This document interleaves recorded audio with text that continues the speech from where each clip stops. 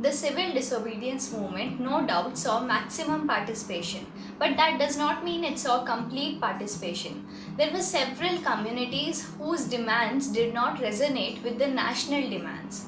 I am Shagun, this is Nodagyan, and in this video, we are going to study about those groups, the Dalits, the Muslims who did not participate in the CDM.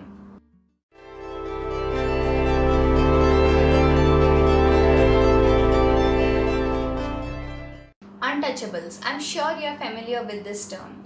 These untouchables started calling themselves Dalits or oppressed from the 1930s. The word Dalit originally means broken or scattered. Just like the Congress had been ignoring the workers and the poor peasants, even the Dalits were being ignored. This was out of the fear of offending the higher caste conservative Hindus, the Sanatanis. However, Gandhiji was not of that idea. He believed that Swaraj would not come for another 100 years if untouchability is not eliminated from the society. He would go himself to clean the toilets in order to dignify the work of a bhangi or a sweeper.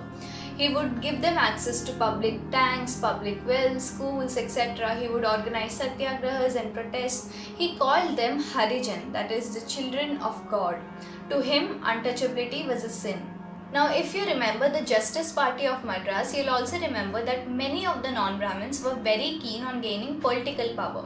They believed that political empowerment would solve a lot of their problems, and so they had two primary demands. One, reservation in educational institutes, and two, separate electorate for legislative council. Now, the word electorate refers to the people who are going to cast their vote. There can either be a separate electorate or a general electorate. In a separate electorate, people from one community are going to cast their vote and select a representative for themselves. In this case, it is the Dalit community. So, people from the Dalit community are going to select a representative for themselves. In a general electorate, your community will not matter. So, people from different communities are going to cast a vote and select a representative for all of them. So, these people wanted a separate electorate. These movements and struggles were mainly popular in Maharashtra and Nagpur regions. Dr. B.R. Ambedkar forms the Depressed Classes Association in 1930. These depressed classes come to be known as the scheduled caste later on. Now, in the second roundtable conference, Ambedkar and Gandhiji are on the opposite sides because Ambedkar is asking for a separate electorate for the Dalits, but Gandhiji believed that a separate electorate would contribute in highlighting the differences of the country rather than uniting it. The British accept the demands of Ambedkar and grant a separate electorate to the Dalits, after which Gandhiji returns disappointed and sits down for a fast unto death. Eventually, Ambedkar accepted Gandhiji's stand, and as a result of that, the Pune Pact of September 1932 was formed. According to the Pune Pact, the Dalits were to be given reserved seats in both central and provincial council, but they were to be elected by the general electorate only. This, however, did not improve the Dalit Congress relationship a lot. Then there were the Muslims who were reluctant to participate in the civil disobedience movement.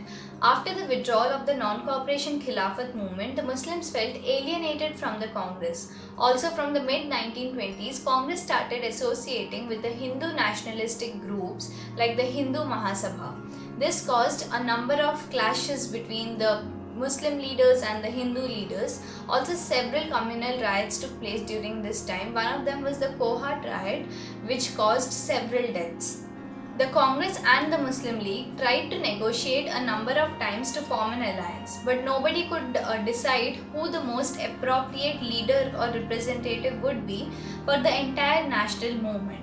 Now, even the Muslims were demanding for a separate electorate. Muhammad Ali Jinnah, a leader of the Muslim League, agrees to give up the demands for a separate electorate on two conditions. One, Muslims were to be given reserved seats in Central Assembly, and two, the number of Muslim leaders were to be in proportion to the population of Muslims in a particular region.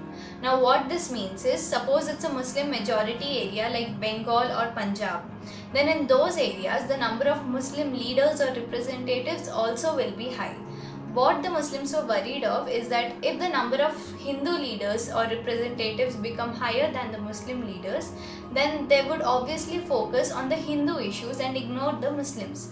So they wanted the number of Muslim leaders in proportion to the number of Muslims in a particular region. In 1928, an all-parties conference was held in which all hopes were lost because M.R. Jaikar of Hindu Mahasabha refused to come to any compromise. Thus, when the civil disobedience movement was actually launched, several communities refused to participate in the movement. The Muslim leaders and intellectuals were very much concerned about the status of Muslims as minority in India.